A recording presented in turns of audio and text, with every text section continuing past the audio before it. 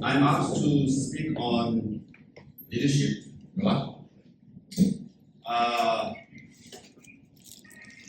I think Toronto and Canada in general is actually among the Tibetan communities. It's a successful model. Number one, we have this parliamentary internship program. How many of you have been to the Canadian Parliament as interns? Not many? You definitely should do that.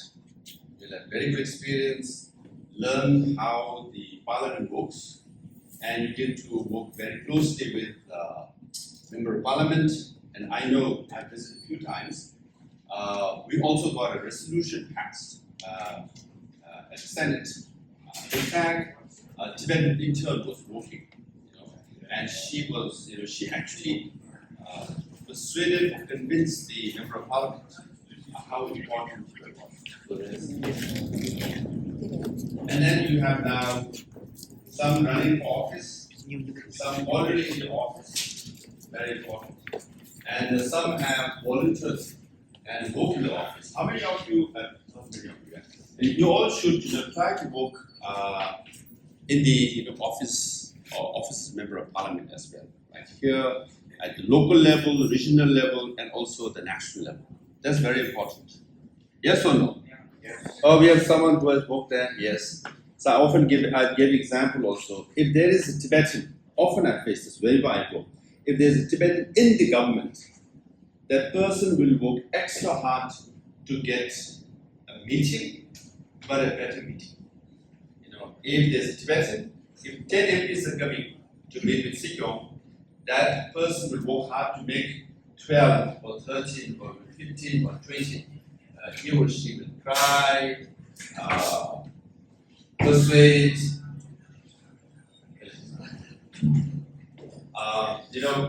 so because as a Tibetan, you have this feeling and you will go extra mile and the meeting becomes more successful. And how many of you are actually interested to work in the government? She's continuing on the race, yeah. She's interested, actually, yeah. She's interested, actually, yeah. But she doesn't want to raise her hand. She doesn't want to be seen, yeah. So not many. How many of you been to Dharamsala? Oh, that's good. Where Sarah? Summer camp? Sarah. Summer camp? Very good. Now, so that's why the Canada is quite a successful, model in that sense. But yesterday I gave in my talk I mentioned, for example, Israel. Is it a rich country? Yeah, very rich, right? But how many of you know that Israel gets about $2 to $3 billion a year from the US government? How many of you know? Few. Now Israel is very rich, but still gets $2 to $3 billion as foreign aid from the US government. Why? Lobbying those Congress support Israel. So Israel lobbies to support that nation. Yeah. Israel lobby groups. But not just Israel lobby group, their lobby group is considered the most powerful. But mainly because, Jewish people, very hardworking, very successful community in America. They are in the White House, they're in the State Department, they're in the USAID, they're in the Senate, they're in the Congress, they're everywhere. So they persuade the senators, congressmen, and some of them are senators and congressmen themselves, right? And then they're in the White House. So when they draft the budget, the Foreign Appropriation Committee, they say $2 to $3 billion for Israel. Now every Israeli gets about approximately $6 million, $3 million, $500 a year. For rich country like that, they don't need. But most of the funding is for defense. So if you have people in the government, you can see direct benefits, right? Now, yesterday I also gave another example. World Bank gives low interest rates, loan with low interest. I'm sorry, yesterday I had Orshe, still late. I will not dance for a long time, so my speech is still aching and my joints are still aching. So I'm a little bit off this morning. World Bank used to give recently $2 to $3 billion loan to China. The highest loan at one time, just a few years ago, highest loan given by World Bank is to China. And China has about $2 to $3 trillion in foreign reserve, one of the highest in the whole world. They have so much of money in the bank as foreign reserve, but they gave the highest low interest rate from World Bank. Now Africa as a continent at one time used to get less loan from World Bank. Now World Bank loan is supposed to meant for poor countries, from education, health, infrastructure, so on and so forth. But China manages to get the most. Why? Again, lobbying. If there are people, they have people in the World Bank, outside the World Bank. That's how they get it. Now, do you think as Tibetan we deserve more from World Bank or China? Yes? We deserve, yes or no? Show of hands.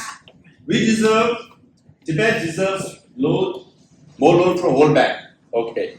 China deserves more from World Bank. No one, That's good. But we get $0 from World Bank. Zero. We don't even qualify.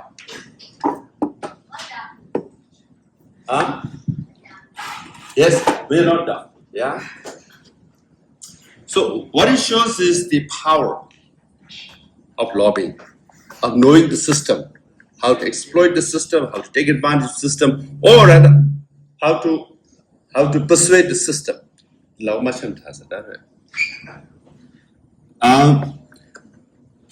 Yes? So how many of you want to join World Bank now? We need lots of help. Now, United Nations. You all have heard of United Nations? Studied United Nations? Now, United Nations have how many agencies? How many? 15 agencies, of which 3 of the agencies are headed by Chinese officials. Chinese officials. Of the remaining 12, 11 have deputy heads as Chinese officials. United Nations. Now, do we deserve justice or not? And UN is supposed to render justice for people like Tibetans and others, right? But who control United Nations? How?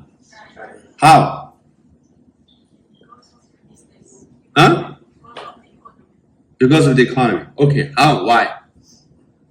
Look what China does. That's why I'm saying we need to be educated. We have to be smart.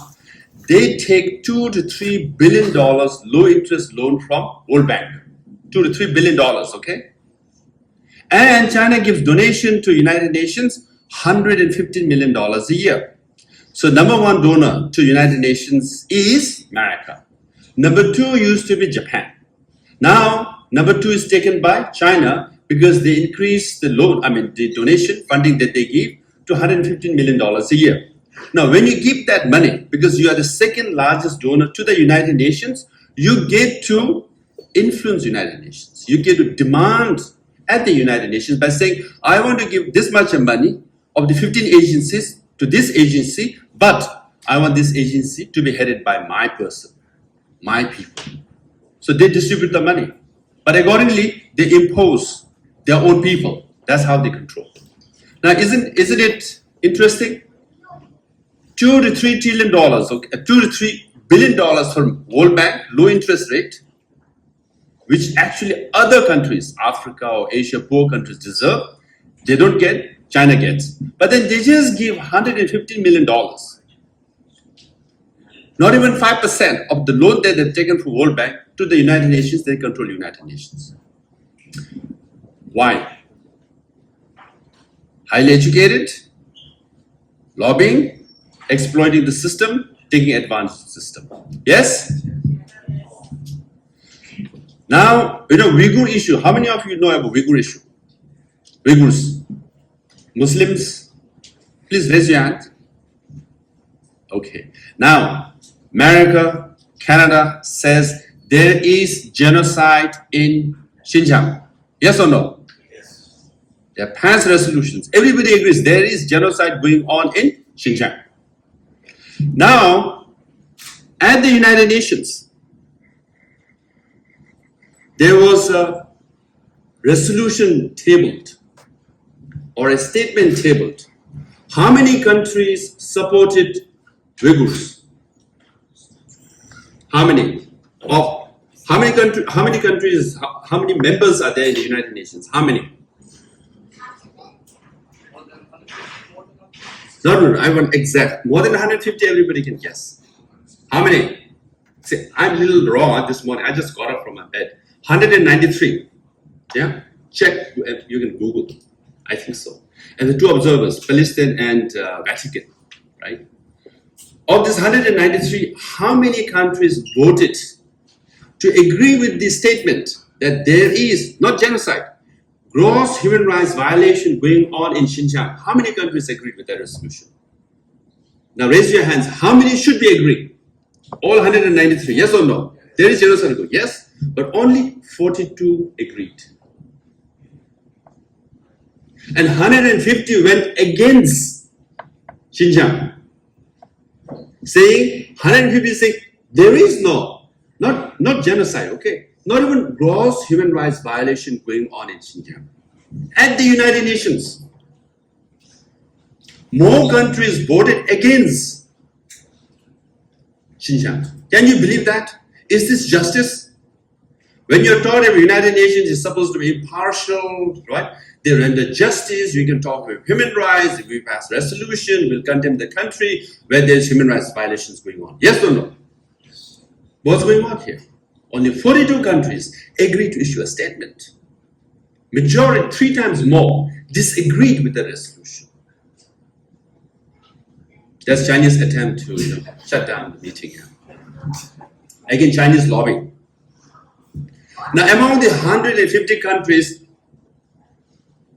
majority or Arab countries, Saudi Arabia, where Mecca is, Iran, Iraq, all the Muslim countries.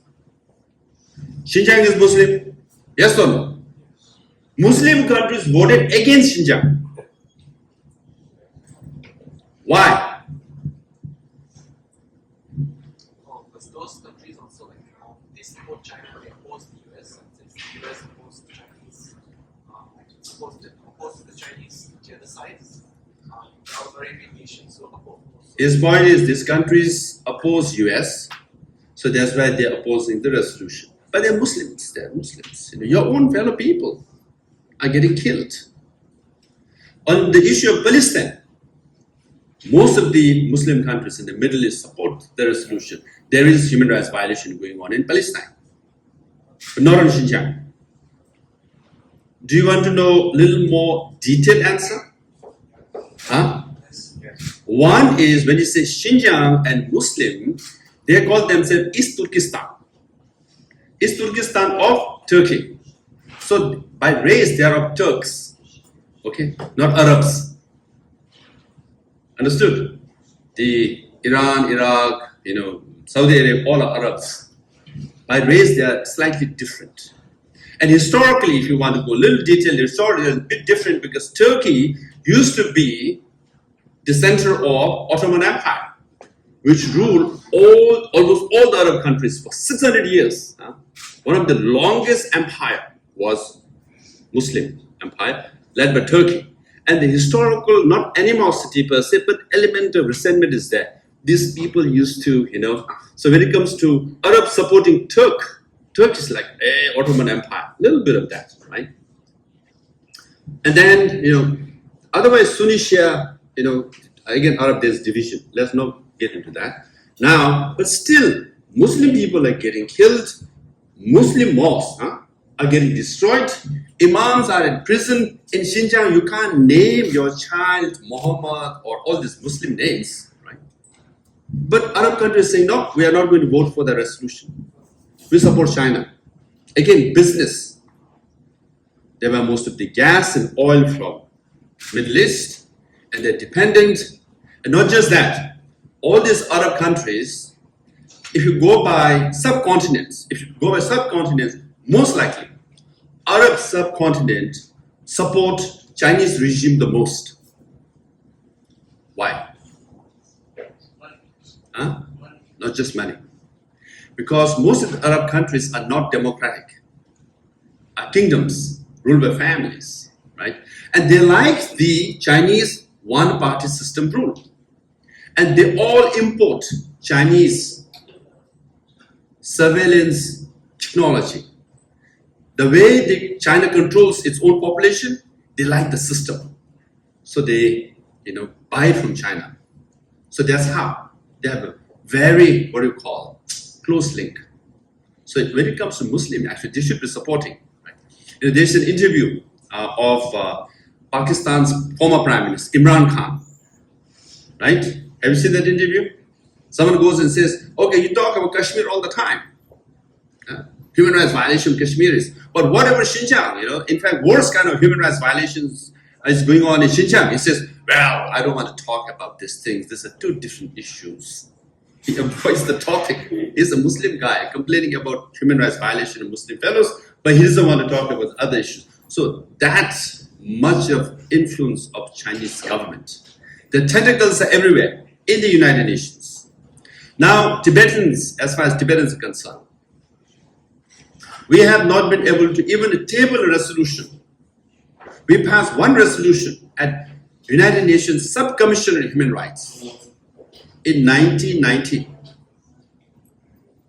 2000, 2010, 2020, 30-some years. We have not even able to pass a simple resolution. It's not even binding that human rights violations going on in Tibet. Why? China is that powerful. Now with Chinese everywhere, in the World Bank, in Arab countries, in the United Nations, in the Canadian government too. Do you agree? Absolutely. Some of your former prime ministers, I don't want to name names, yes, they are, in fact, I don't want to say lobbyists, one of the very good friends of Chinese government. Now, I've been to Australia many times. Australia is now it has shifted, it has changed. If you make efforts, you can change things. Australia used to be, I don't want to say dominated, but Chinese government had major influence in Australia. And for example, their foreign minister, their trade ministers, okay, they used to make deals with Chinese government. And after the deal is made, the minister leaves and becomes the director of the same company. I know a former trade minister is getting $880,000 a year from a Chinese company. One premier, like Canadian one, a premier of a region or state of Australia is what, it's a host of a major event funded by a Chinese company. Just a host is the anchor. It is what he gets, $500,000 a year. I mean, I have names. I've been through all these things. And Australia got alarmed, they did research, and finally they found out that in Australia, for 30 years, almost 50 to 60% of Chinese students studying engineering in various Australian universities were paid and sent by PLA, People's Liberation Army. Chinese Army used to fund and send Chinese students to major Australian universities to study engineering. Australia got shocked. They got shocked. Why? My goodness, we thought we were bringing normal Chinese students to study here. They study, they learn all know-how. In fact, they penetrated inside the Australian companies, and then they go back. And that's why China has advanced so much. They're not just mere factories now, mere manufacturing companies.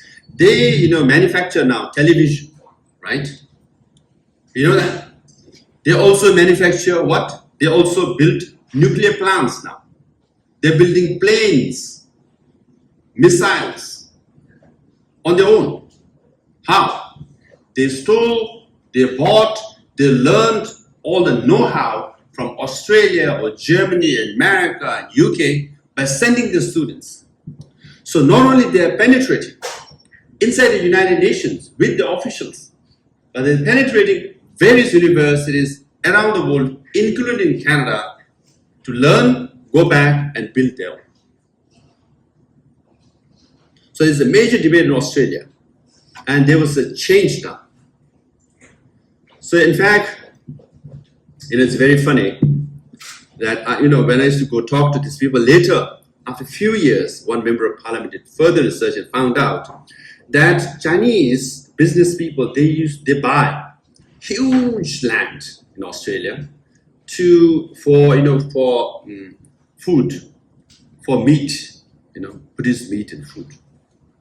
And then they found out that whatever they produce is shipped, transported. What do you need for that? You need all the trucks. But the transportation companies are also owned by Chinese. And along the way, what you need is cold storage, where you store this, otherwise, they get spoiled. And then they send it to the ship, and they transport it to China. And they found out the whole thing, the village, trucks, cold storage, to shipping, everything is controlled by Chinese. The Australians didn't know what is going on in their own, the governor didn't know, or the premier didn't know what is happening in his own state, because everything is controlled from A to Z by Chinese business people. So all this became a big debate. So that's how they control. Now they took advantage of this, what they call as $1 million visa and students visa. Australia used to give a students visa, and if you stay in Australia for 3 or 4 years, you get automatic residencies. Who was the first one to take advantage? Chinese. Australia has 20, I think if I'm not mistaken, 20 million population, of which 1 million are Chinese, meaning 5% of Australia's population are Chinese now, in the last 30 years. So now if there is an election, 5% can influence a lot, yes or no? So now Australia is realizing that. In fact, when the government makes an announcement on ABC, Australian Broadcasting Corporation, TV, the Chinese people in Chinatown, they don't get to hear. In fact, they know more about the Chinese government policies than the Australian government policies. Because the Chinese television, Chinese newspaper, Chinese radio, in all these communities are bought and controlled by Chinese business people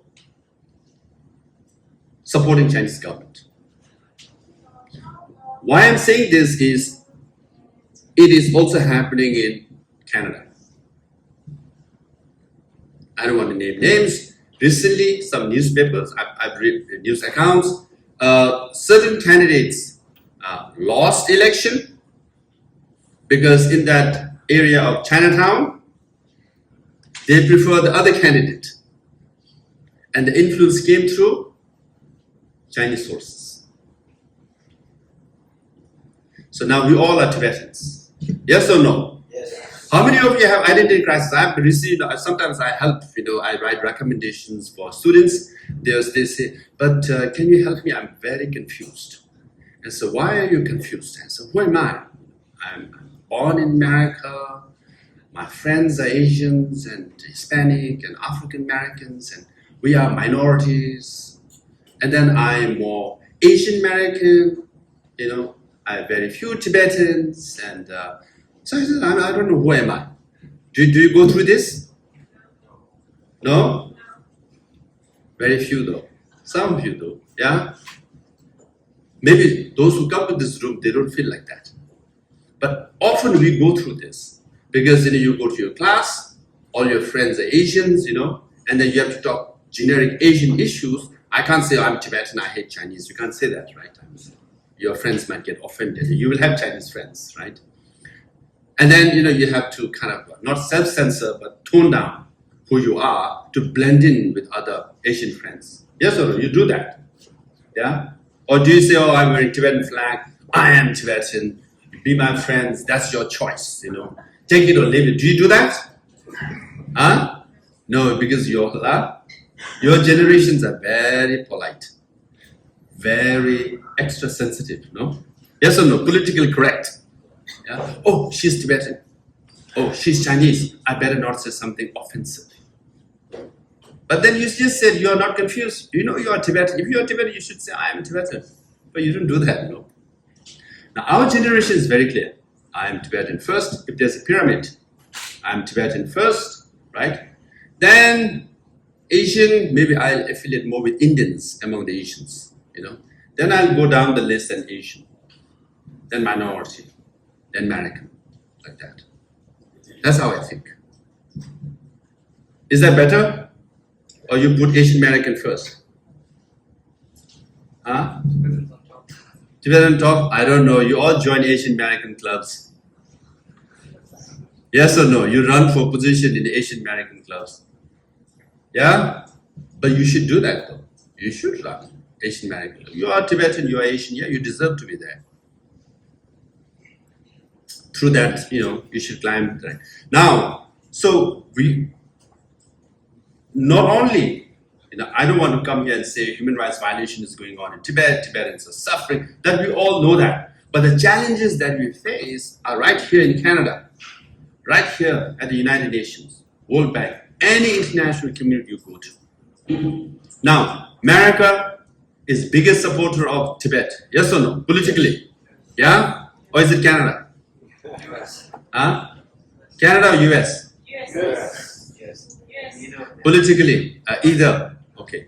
Politically, US. Let's say US first. Okay. Let's take US. Now, I served as Sejong for 10 years. Yes? Yes. But I was not allowed to enter the State Department, their foreign office, for 10 years. America is the biggest supporter of Tibet. Nancy Pelosi, the Honorable Speaker, biggest supporter of Tibet. Yes? But they didn't allow me to enter the State Department, forget the White House, for 10 years because they said, you are a Tibetan, you are not a government, we don't recognize you. And in 1970s, when President Nixon went to China and Kissinger went, they made a deal, right, to support China, agree with one China policy. So, to us, you are nobody. But I said, I want to meet. Okay, we will meet with you. Where? Cafeteria, Starbucks, basement of a hotel. Literally. At one time, I met some State Department staff at a reception counter because there were two sofas right in front of the hotel reception. Two sofas. I met there. Because what they wanted was plausible deniability. This is very, something will be very useful. They wanted plausible deniability. They want to deny that they ever met me. To do that, they say, oh, I happened to go to hotel to check in. Oh, there was someone sitting there. I sat next to the sofa and just talked to him. He happens to be Sikh of Tibetan people. Oh, I went to Starbucks for my white chocolate mocha, my favorite. I was waiting in line. I saw this funny guy and just sat next to him, talked to him. Oh, he happens to be Sikh. They want to deny that they ever met me. So when we used to drink coffee also, he said, you pay your own, I pay mine. Because I can't pay for you. The State Department doesn't allow me to pay for you. Now, if you go through, on the one hand, if you were there yesterday's event, right? 1,000 Tibetans came and they say, oh, Sikyong, and they sing all the songs that boost your ego and so, oh, maybe I'm somebody. And I go to Washington, D.C., nobody. Now, how will you deal with this? If you're told, yes, I'll meet with you, come to the basement of a hotel. How will you deal with that? Does it hurt your ego? Yes or no? Do you want to hear more sad stories like that, or do you want to hear uplifting stories? Okay, a few sad stories. Okay, I was meeting, scheduled to meet Speaker of the Parliament. It's big deal. Speaker of Parliament, big deal. And I was like suited, booted, tie, everything. It's in Europe. Okay, I didn't speak the language also, so I was picked up a newspaper. I can't read the newspaper. It's European language. Try to watch TV. I can't understand. But I was the lobby. I'm ready to go. Phone came saying speaker can't meet you. Cancelled. What will you do for that 1 hour break you have? You have nothing to do. You can't read the newspaper because it's in European language. You can't watch TV. You just have your 2 coffees now, and you can't have 3rd coffee, right? 1 hour. What will you do? You just because I'm Tibetan, because I'm refugee, because I run a government exile. This is how I'm treated. So should I feel very sad and say, it's hopeless, doesn't matter. I tried. I'm here. They don't want to meet with me. I'll pack up and go. Will you think like that? Some of you might. Some of you will not even know. It's not that easy, okay? You'll be in that chair. Then I get up and say, okay, no problem. Right? I'll try the next meeting. Next meeting was with the chairman of a committee.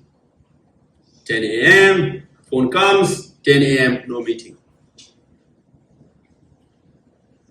What will you do? Okay, lunch with 3 members of parliament. No, I think 11 members of parliament, lunch. I thought, okay, 11 members of parliament, lunch good. When I went to the lunch, only 3 turned up, 8 refused because the leaders of the various parties told them not to go meet with me. I had lunch with 3 MPs. So the whole day passes like that. What will you do? Do you think it's easy to be Sikh? Some might say, oh, it's so fancy, wow, he sings and dances, Sundar Lamuso, he acts so cool. But deep down, a lot of hurts, yeah? You go through this. Everywhere. So I went to South Africa, Cape Town. I was invited by this law school. We chose outside of Cape Town, private law school. Very well known. Civil rights movement fighters, okay, known for that legacy. I went to that law school to give a talk. As I landed, Chinese embassy had hired 100 plus migrant workers. They stormed the stage, they stormed the auditorium, chased away all the teachers and students who were there. They went on stage with banners saying, "Get out of South Africa." Physically shouting. Now, the university had to scramble and hire 10 or 12 bodyguards, security people, automated machine guns. Because there are 100 people, we are like, 10 or so, all together, faculty members, not staff. How will you feel? 100 people roaming around, in the compound of university. How will you feel? What will you do at that time? Now you are told, they whisper, they say, more than 100 migrants stormed the campus, they're looking for you. What will you do? What will you do? What a suggestion here, yeah. Former TYC.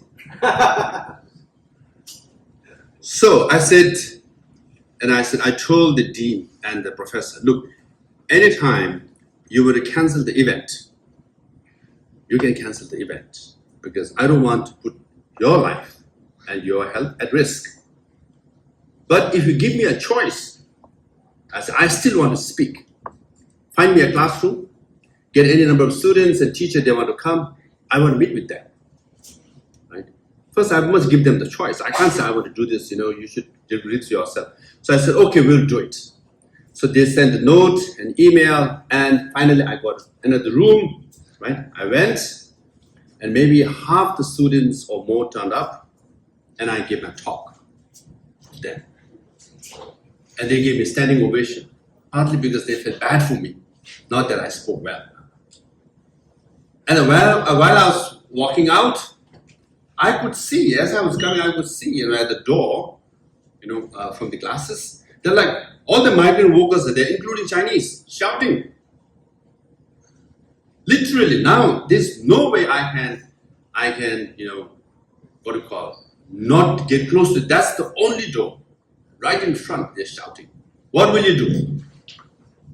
Literally shouting, screaming. So as they opened the door, I could see they have these Chinese-made cameras at me. And they said, oh my goodness, 6 million Tibetans. Our reputation is at stake here. So as I came out, they were literally shouting, I don't know what they're saying, obviously, nasty things in Chinese, So what I did, I gave a V sign. Gave the big smile. As I walked towards the car, camera going on, I gave the V sign and the smile. Because next day, I didn't want a photograph of Sejong running, they're shouting at me, I'm doing like this and running, And they'll be very happy, they'll splash it, they'll say, look at this guy running away, right? But then literally when you see, at that time I had 30, 40 people were there. So sometimes you get this last minute challenges, right like that. You have to think. So leadership, because I'm supposed to talk about leadership, many facets. Right here, University of Toronto, Shimiyu there, others were there organizing it. University of Toronto, 50 or 60 Chinese students came with Chinese flags, singing national anthem outside the auditorium where I was speaking. What will you do? Nudge them a bit. Get out of here, get out. We want to get in. What will you do? So I was inside, I gave a talk. Then later, yes, obviously our students were quite riled up. They said, my goodness, the Chinese are doing it. And I said, why don't you invite some of them inside during Q&A? Let's have interaction. So I think 10 or so came. And we had interaction, discussion. And some of them were applauding later, because our point of view is quite reasonable. Sometimes we can, just chase them away and say, they're Chinese, they're shouting at us, let's not talk to them. No, we must talk to them. Because truth is on our side. If you talk to them, often you can convince them. Not all the time, not all of them, but often you can. So that's the strength of our movement. Okay? So when you see Chinese, of course, deep down you're hurt. You are often angry also. But you must say, I must talk to them. I must convince them. And if you convince them, that's a victory for you. When you talk to them, it's a victory for you. You're winning actually, you know that? Because you're making them listen to you. So you must take it that way. Not that you run away from it. If you run away from it, they want you to run away. And Chinese government, they want you to run away from Chinese students and Chinese people. Because less you talk to them, less you will convince them. That means there will be less people in China who will know about Tibet and they will support you. And then at Harvard, I organized 7 major conferences between Chinese scholars and Tibetan scholars and Western scholars. Track 3, diplomacy. From all over China, top scholars used to come because we have to have this dialogue. So what else you want to know? So it's not that easy, huh? And often people say, last time I was, sometimes I give a talk on leadership. They ask me, how do you, leadership in crisis, that was the topic. Leadership in crisis, how to handle crisis if you're a leader. And I said, well, if you want to be a leader, you better handle crisis. That's what they elect you for. If you're not able to handle crisis, you should not be a leader. It's pure and simple. They were like, shocked, what are you talking about? Leadership and crisis. That's what it's for. You are needed when there's a crisis, when there's a challenge. Otherwise, you're not needed. Anyone can solve the issue. So if you want to be a leader, crisis management is key.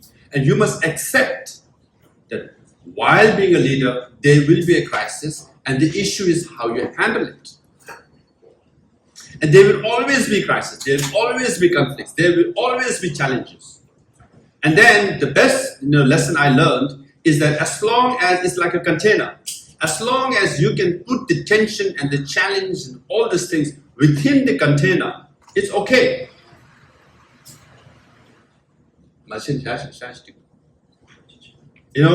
Again, sometimes we say, oh, as a leader, I must solve problem. Not necessarily. As a leader, you cannot solve all the problems. But if you can contain the problem within a certain domain, that it doesn't get out of control, it's okay. Now, coming to your topic now, I'll end with that. How to handle division in the Tibetan community. On the one hand, you can look at it from micro level or a macro level. If you look at it from micro level, it's painful. My goodness, this person is saying this person is saying that, this person is doing this person is doing that. Look at all the comments, right? Nasty ones. Yes or no? On a daily basis, it's hurtful. Yes? You get angry, you get riled up. How can Trevor Chikpa say this and that? Yes or no? But it's part of the process. If you look at it from macro angle, if you look at 60 years of Tibetan government exile, I wrote my dissertation on Tibetan government exile. I've studied for 50 years. We always get excited every 10 years. Something will happen. Oh, major division, major debate, blah, blah, blah, blah, blah. And we go down and we come back. And after 10 years again, we have this one major issue. Everybody talks about it. Everybody bicker about it. Then after 10 years, we forgot and we come out. We've been going through this roller coaster. And that's very normal in any society. It's very normal life. Sometimes when you are in it, the impact is greater. Right? You get angry, you get sad, you get painful. Why don't we get along? We all are Tibetans. But we all are human beings first. And human beings don't get along. That's why we've been fighting for generations. Yes or no? Human beings, we've been fighting all the time. World War First, Second World War, 30 years war in Europe, 60 years of war. My goodness, we've been fighting all the time. In Tibet too, we've been fighting all the time. You read history of Tibet. Yeah, they kill each other for grassland, they kill each other for Yatsogumpo, even now. They kill each other for small things all the time. We do it all the time. It's just a matter of focusing on it, But, what we're going through is something very simple. We go through it all the time. And then, if I make a shallow point, that's why I said, we need to really get ourselves good education, good exposure, so we become a really sophisticated leaders now. Sophisticated leaders. Otherwise, if you just, get yourself stuck in the Tibetan community, if you just go through that cycle only, if you don't have international perspective, outside perspective, then you get bogged down. You must come out of it. And you must understand that every movement, every freedom struggle, go through it. You just read of Martin Luther King. He went through a lot of struggles with him. Civil rights movement. You read about Gandhi, India's freedom movement. Gandhiji, everybody knows Gandhiji, right? He went through a lot of problems. Of course, Gandhiji is called the father of India, Indian nation. Yes? Yeah? But actually, if you actually read history of freedom movement, Gandhiji was somewhat sidelined by 1930s. Yeah, he was sidelined. He didn't have power. Ultimately, he wanted Jinnah to be the Prime Minister of India. He told Nehru, give the position to him so that Pakistan and India can be one, united India. That was his goal, that was his vision, Gandhiji. But no one listened. Nehru became Prime Minister of India, and partition happened. Jinnah became Prime Minister of Pakistan. And what was Gandhiji doing on the day of India's independence? Do you know? He was sitting on hunger strike in the neighborhood of Calcutta, Muslim neighborhood Calcutta, saying, you guys didn't listen to me, now we're killing each other. So Gandhiji was helpless and powerless in 1947.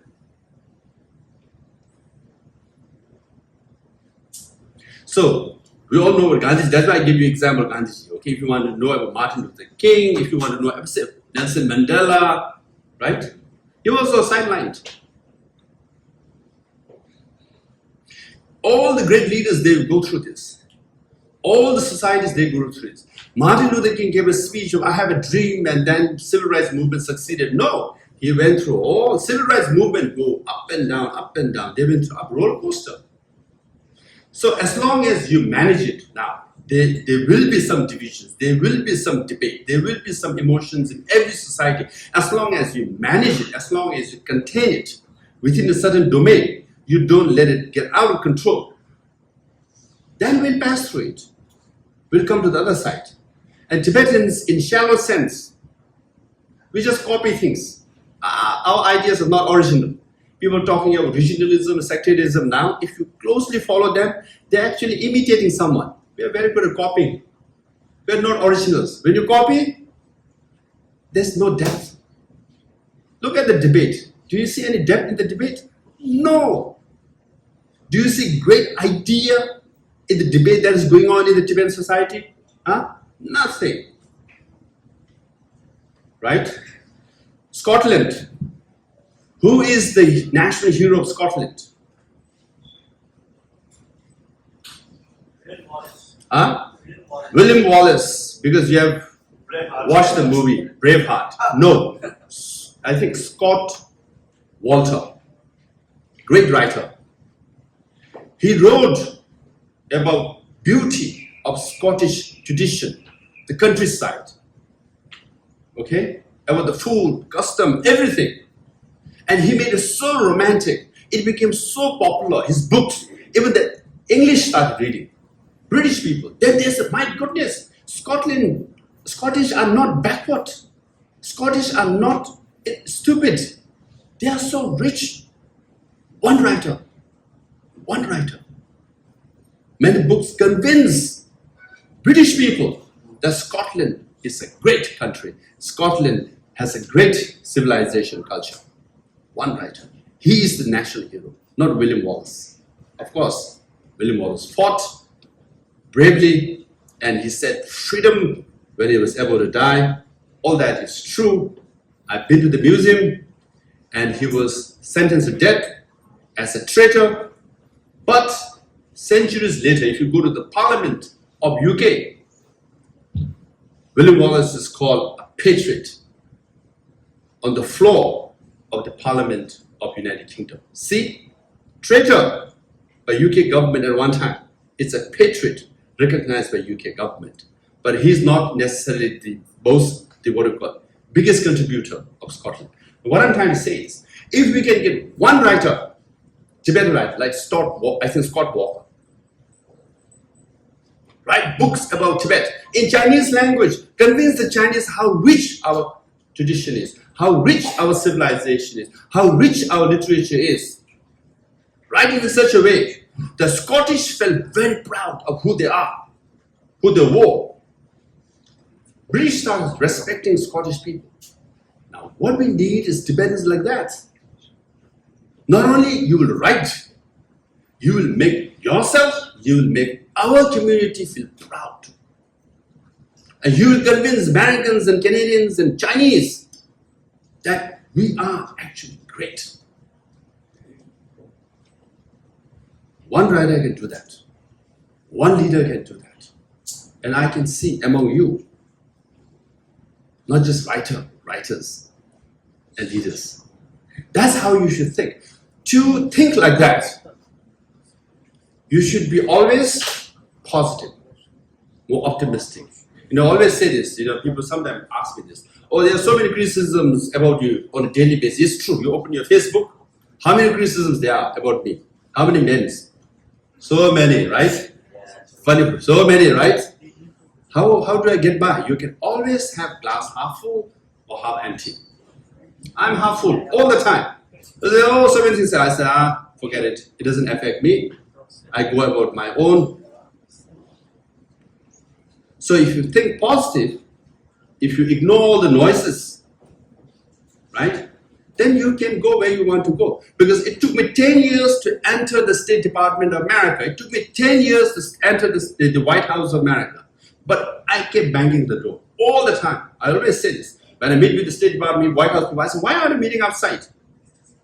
I mean, show some respect, because I'm suddenly become friendly. So, what is this? Why do I have to meet outside all the time? In cafeteria, in restaurant, in hotel, lounge, and why? They said, no, because you are government exile. I said, don't give me the rubbish. Syria, after the war, former government exile. They have already entered the State Department. Please, don't tell me this. Venezuela, they form a government exile. I said, they have already entered the State Department. Why?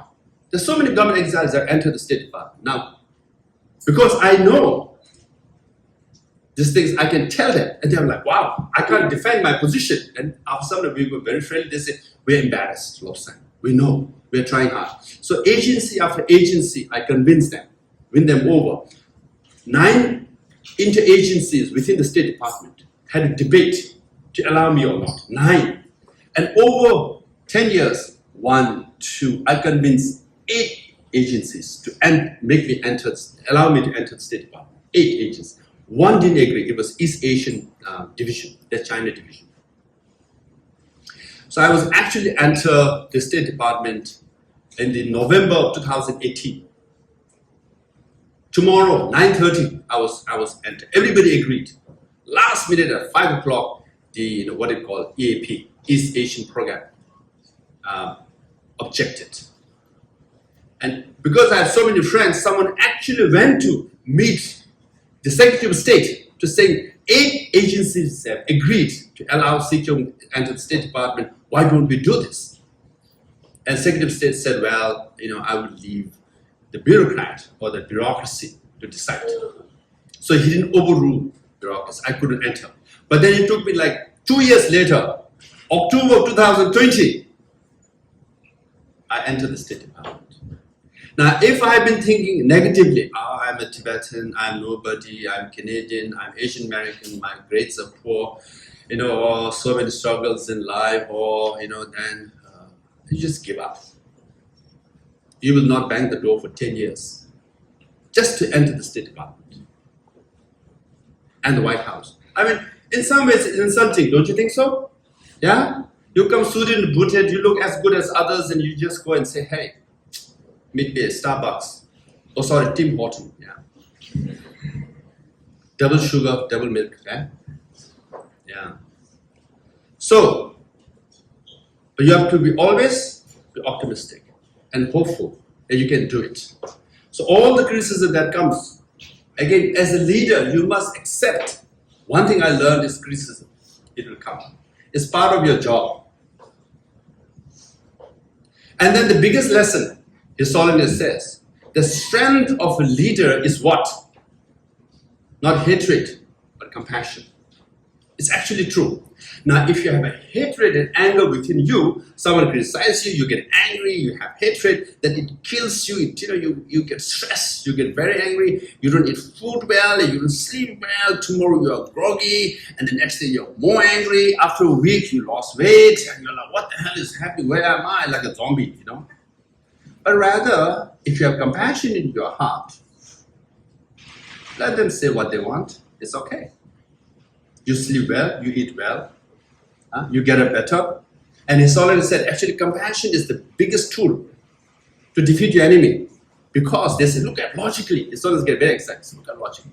Enemy wants to provoke you, make you angry, make you defeat. So if he provokes you, you get angry. He's very happy. Wow, I said something nasty things. He's all riled up now, right? And then tomorrow you're all riled up that you're more angry and you say something, something stupid, and it's just blown out of proportion. Social media, everybody makes meme about it, everybody criticizes you, and you're more angry. And after something, you bust out saying something nasty, right? Yeah, and he's like, gotcha, I got it. Yeah, but compassion, he says nasty things, smile. My God, I said something very nasty. He said, more nasty thing. Big smile. My God, I'm better to say, let me gang up, let me get 100 people, 1,000 people to say nasty thing against him. More smile. And you walk tall. What do we do? My goodness, let's do something dramatic. Let's have a protest. Shame him. they will protest. And I say, thank you very much for the protest. That's your freedom of speech. Thumbs up. What the hell, man? They go back and say, what the hell happened? You were so angry. You went to protest against it. What did you do? And what did he say? He was thanking us. What? You know? I was saying, well, so maybe we should take a hammer and bang him, you know? You win. Yes? Compassion is an effective tool, right? When someone says a nasty thing to you, what do? Smile. More nasty? Show all your teeth. Yeah? And sometimes give them a wave also. Give them thumbs up. Like in South Africa, Cape Town, when the actually challenge came up, within a minute, I said, victory, smile. I give them Tibetan smile. Whole samba came out, you know. So you have to be always optimistic and positive. There, the emotional intelligence nowadays is a big thing, right? Leadership, they teach you all kinds of tactics and tricks, but the emotional quotient, emotional part, they won't teach you. That Tibetan Buddhism actually teach you the best. Mindfulness, mind, very important. Actually, we have better resources to be a leader. Emotional intelligence, mindfulness. We Tibetans, I've attended all kinds of leadership workshops and training. Okay, at Harvard, the top, the best, and I've listened to all of them. But always there's something missing. That's the compassion part. That's the emotional part. That we have much richer, much deeper, much more vast, much more resourceful than any training or leadership So, we all are born leaders. We can be the best leaders actually. The balanced one. Emotional, compassionate, kind, but also effective, resourceful, forceful. You have to be both, huh? But you should balance. We have that actually. Okay? So you all can lead, huh? Leading is not that difficult. But it's a lonely place. Because once you make a decision, blame is on you. And then you can't blame it on anyone else. So it's pretty lonely out there. Don't think it's, all this fancy-fancy, okay? But even a small issue can affect you, A mother comes and says, my husband died, and he was the breadwinner. And I have 3 kids. I don't know what to do. I have to take out all my children from school because I can't pay fees.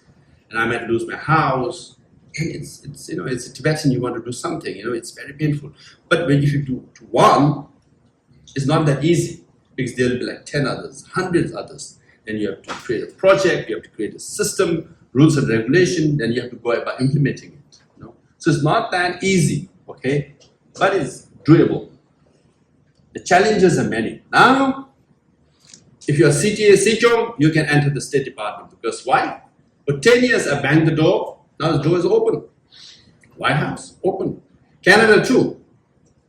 Actually, I used to make fun of State Department. I said, I just came from Ottawa. I can enter the Foreign Office of Canada. Why can't I enter the Foreign Office of America?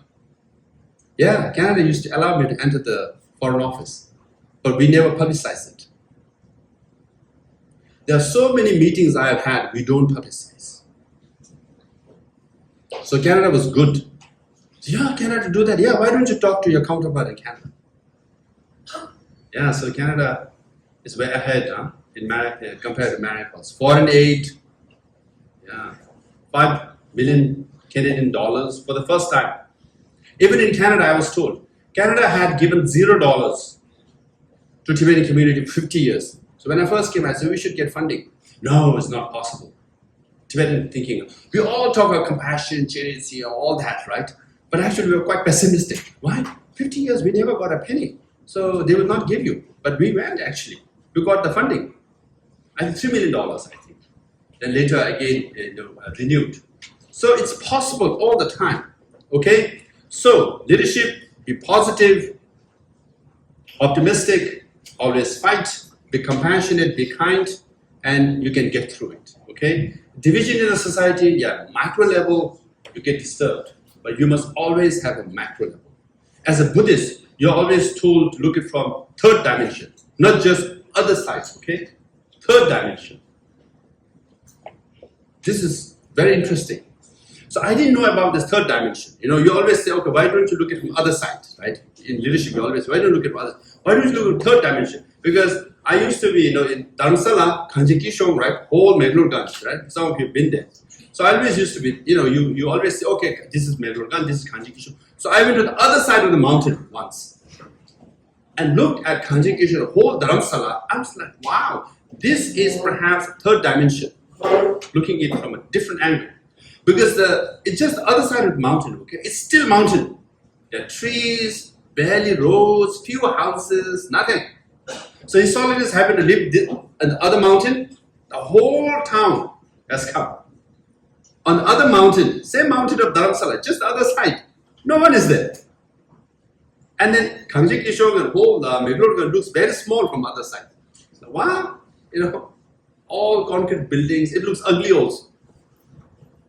So the third dimension, the Buddhist element, you don't look at it from one angle, second angle, third angle. So it's all there in Buddhism. Okay, so all you need to do is be proud of who you are as a Tibetan, be patriot, and learn, know yourself who you are. Tibetan history, Buddhism, you must learn. You'll be a great leader, and you will lead, and you will succeed where we failed. Okay? With that, thank you very much. Tuchena.